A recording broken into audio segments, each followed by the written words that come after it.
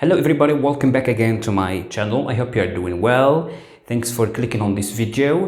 Well, as you can see, we are still talking about some pedagogical and didactic terms of teaching English in particular and teaching in general. So as you can see, today we are going to talk about jigsaw reading, okay? Jigsaw reading. And when we talk about jigsaw reading, this is something to do with teaching reading, okay? We're teaching reading comprehension. So it is a technique, it is a process for teaching reading, to help students build up better comprehension for the text, okay? So we are going to talk about jigsaw reading to give you some ideas about how you can implement and use this technique or this process in your classroom teaching, also to help you have an idea about it, because this is something that you might be asked about either in the oral exam or the written exam of the CRMEF Entrance Exam. Okay, so as I said before, it is a technique for teaching reading comprehension. And when we talk about jigsaw reading, this is to some extent related or similar to the previous one we talked about, which is reciprocal teaching. We are going to talk about how it is similar to it. So it is something to do with grouping, and when we say grouping, it means that you have to put students in groups, okay? To put students in groups. And the number of groups, we are going to talk about that later, or the number of students in each group depends on the text. This is the text. We are going to talk about that later. And also when we talk about the jigsaw reading, this has to do with chunks. And when I say chunks, this means that you have to break the text into what? Into chunks, into pieces, very simply into paragraphs.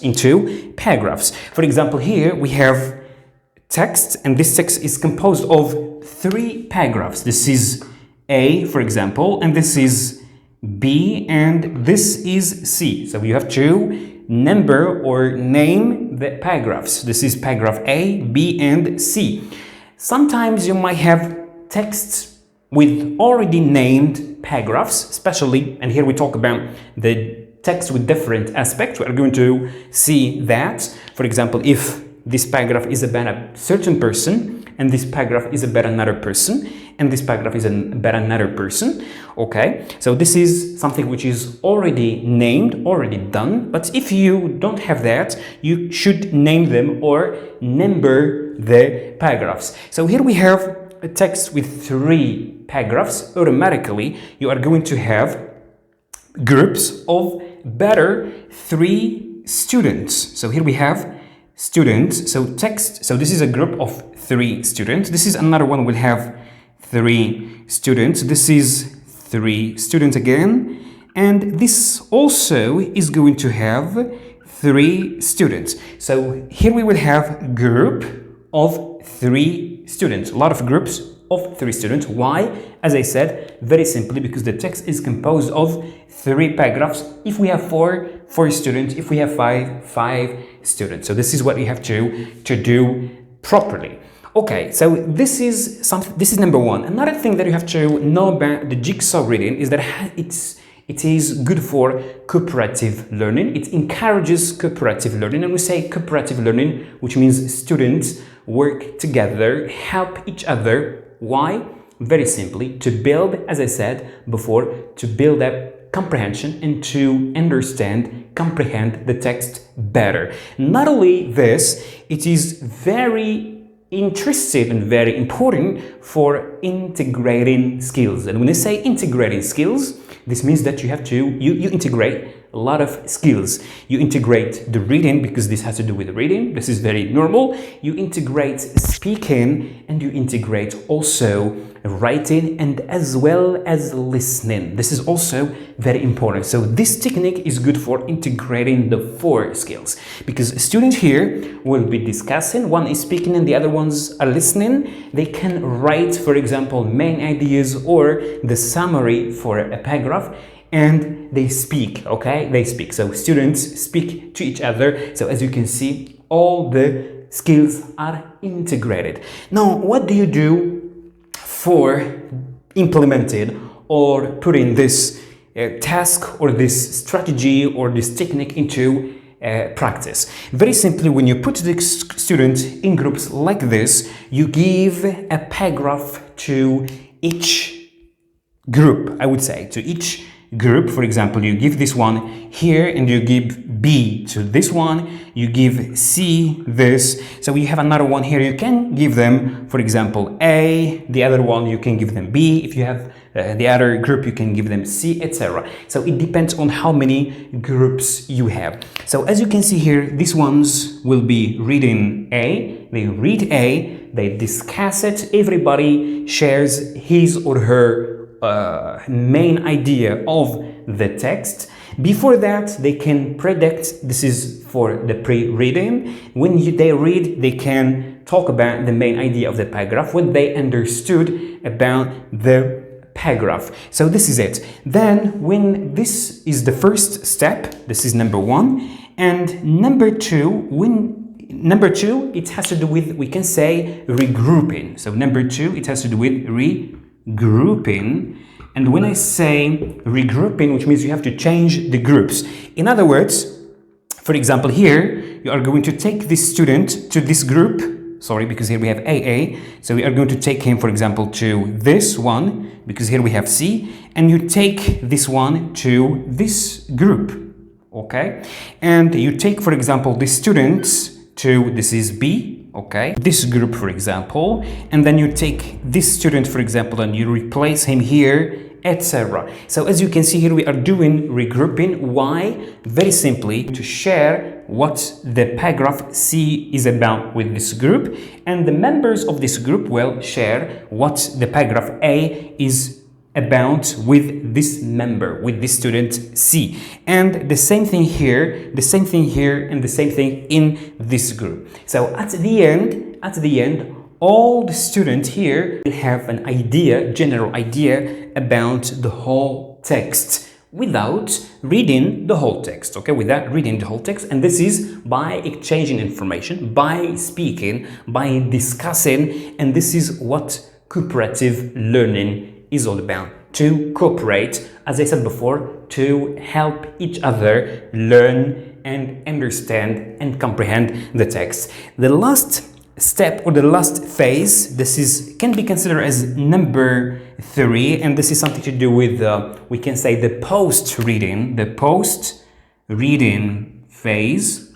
The post-reading is here students can do some activities. For example, either they can write, for example, students who have the text A can write some ideas about paragraph B and paragraph C, what he or she learned about B and C. The same thing for C, can write some ideas about what he learned about paragraph B and A, etc. So you can think about different activities that you can include in the post-reading phase, or they can ask each other questions. For example, group A, for example, A can ask each other questions about the paragraphs B and C, etc. So we have a lot of activities that you can include in the post-reading phase. Okay, so this is what the jigsaw reading is all about. So as I said before, it is to some extent similar to reciprocal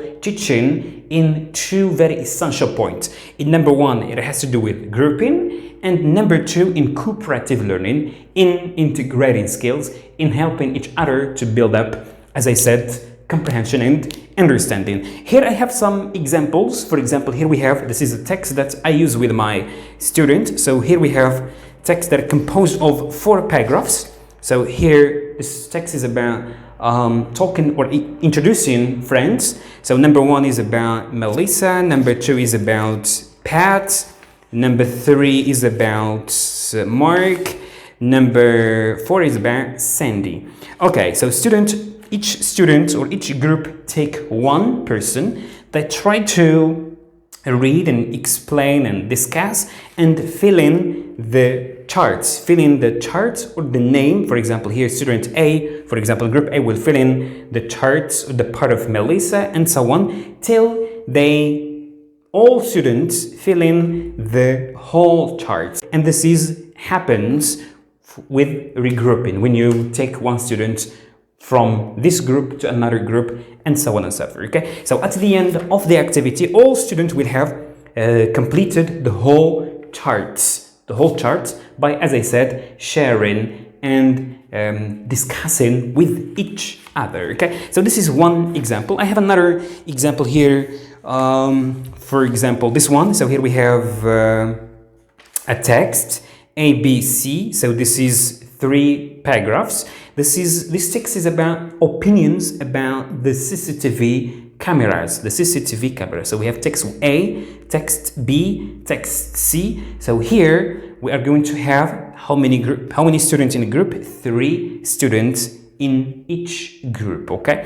All right. Then they read and discuss with each other, and then regrouping, and we end up with what's post-reading. And post-reading here, you can give the floor to students to give their opinions, their own opinions about the CCTV cameras. But here, as I said, here for introducing friends, for the post-reading, students can volunteer to introduce their friends, This is something to do with post-reading activity. Okay, so actually this is this technique or this strategy or this process of teaching reading is very important. As I said, it's easy to implement. I hope you find it easy to use in your classrooms. I hope you have an idea about it. See you in another episode with another topic. Thanks again for watching. If you have any question or suggestion or addition to this group, don't hesitate to let me know. See you in another episode with another lesson. Have a good time and goodbye.